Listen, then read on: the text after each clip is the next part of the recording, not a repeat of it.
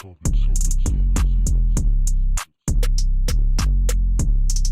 y'all, and welcome back to my channel. Today we'll be doing a shoulder length roller set curled bob, and today's hair is provided by VSHOW hair. Now they did send me over this pretty body wave lace frontal wig. It is a full frontal parting space. Y'all see me with my new shirt, period. Anywho, they did send me over this beautiful body wave wig, and today I am going to create this side part curled bob roller set look. This is what the look looks like fresh out of the box. It is pre-plucked. I did pluck some more, but I didn't really have to do much. And it is a full parting space. It has the combs, the adjustable straps. The body wave pattern is so pretty.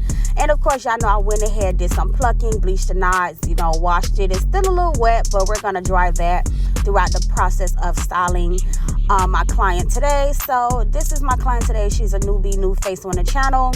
And I was just like, we had a little issue. She couldn't find a wig, in time because she had to go to work. So I was like, you know what, girl, we're going to do one of my little YouTube reviews, and we are going to call it a day. So she did one, she had the idea of kind of like how I did Dolo hair when I did Dolo, that ombre gray powder blue look with the, roller set curls with the middle part that went so crazy on my channel and on my socials. So she wanted that same look, but she just wanted it with a side part. So of course, y'all know I went ahead, cleaned her with my Beautiful Hustler lace prep, used my skin protectant as well, or just scalp down with the growth oil and everything. And I also used my stocking cap and got her cap melted down. And now I'm just going in with my layers of lace matte adhesive. So usually I show you guys one layer, but I'm going to show you 2 layers today. So pretty much I'm showing you how thick and how much glue that I use for one layer. And once that layer dries completely clear, which I will, it will transition over to show you that, I will go ahead and add the next coat. Now this is what it looked like after that layer dry completely clear. So you can let your layer dry completely clear. That's the best thing to do. But if you are slightly impatient, then you can just wait for most of it to turn clear. But when you apply your next coat, just make sure you spread it out really, really good. And you just want to make sure you spread each layer out regardless really good, so it can dry clear with no problem. But once I get all of her layers applied, I will go ahead and begin to pull down the lace into place. And this wig was slightly too big. Well, it was too big for her head because she does have like a small head. So I am going to be cutting a lot of that extra lace off around the sides and also in the back of her head too, because we did sew it down, but it was still like a lot of that wig left. So I ended up cutting more off the back. But however, after letting all those layers dry, I'm pulling that lace down into that glue, and I'm just going to begin to blow dry on the heat setting. And I will also go with my glam wax stick and the hot comb and get those roots pressed out some more before tying it down with that melt belt.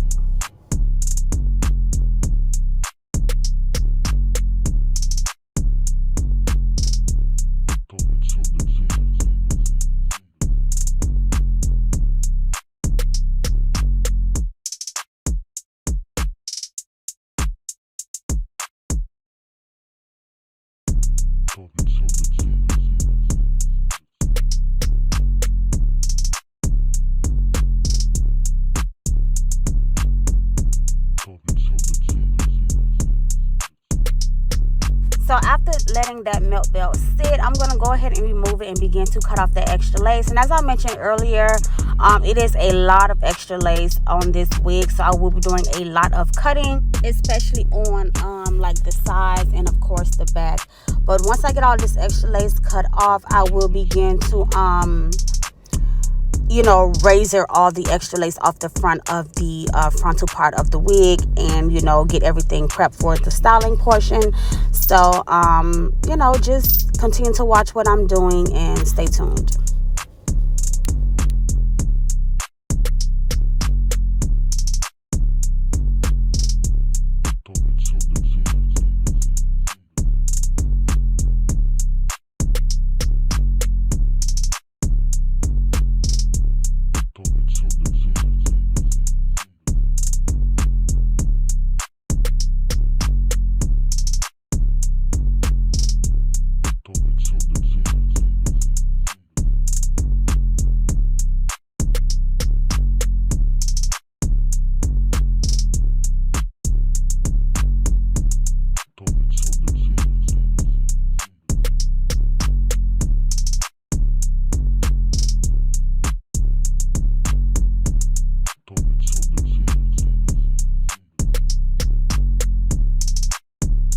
And before, someone asked me, why do I pull out that section in the front before I razor off? Because that's the part that has to get cut off anyways.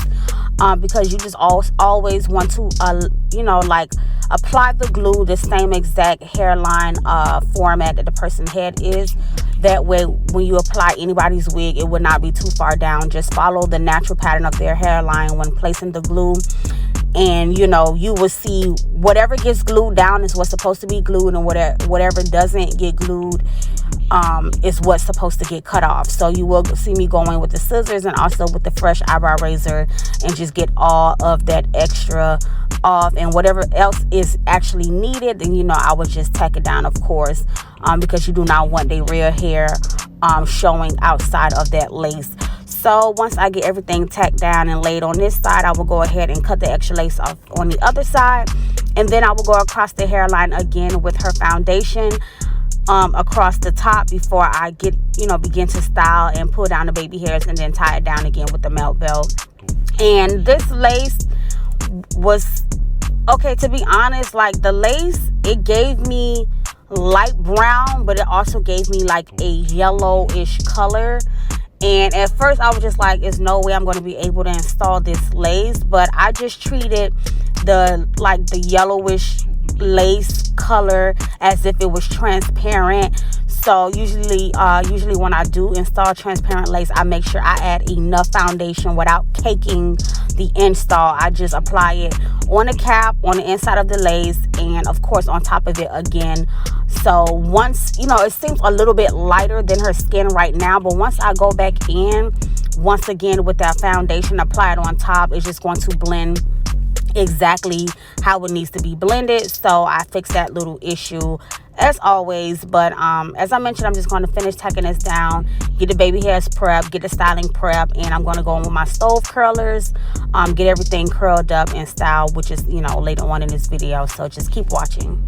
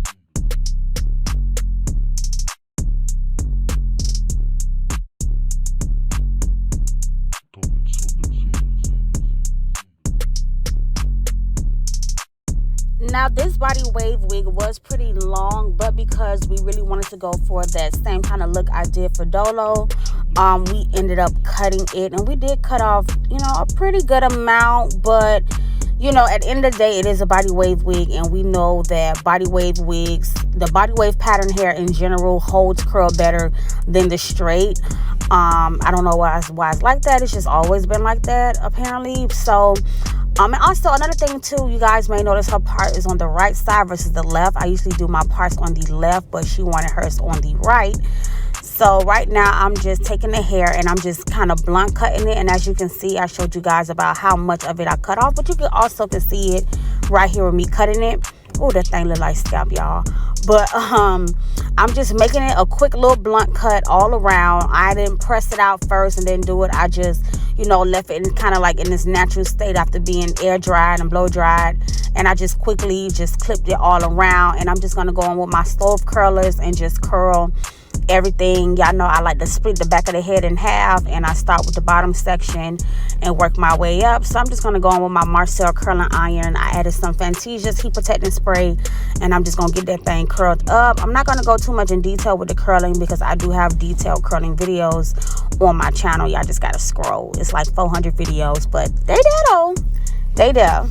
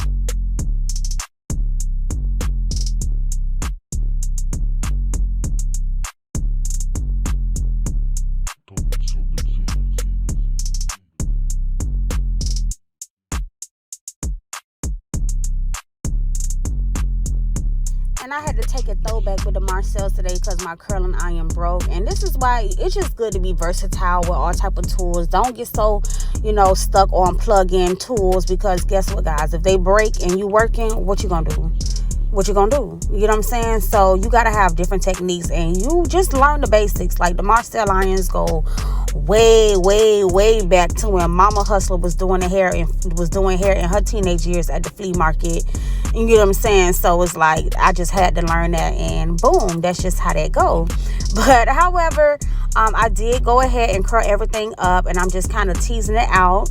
And now I'm going to go in with my eyebrow razor and just raise it down just a little lightly, just really give the hair some form and definition. Usually when I do these type of looks, I don't cut too much. I just lightly raise across the top, because usually if you just raise it the top right, it really give off that layered look anyway, and it help the curls like fall into place. So I hope you guys are enjoying this video. I really thought this look was really, really cute. And you got to be able to curl hair to fit people. Usually when you do styles like this, you really want to like shape the frame of the person's face when you're doing this look. I know some people don't like hair in their face, and everything like that. So some people might want their hair to go just straight to the side, but most of my clients, they know I like to go for that look, that wifey look, that yes, everything is in place, it's cute, it's laid, it's all of that. So I really enjoyed doing this look. It was so pretty.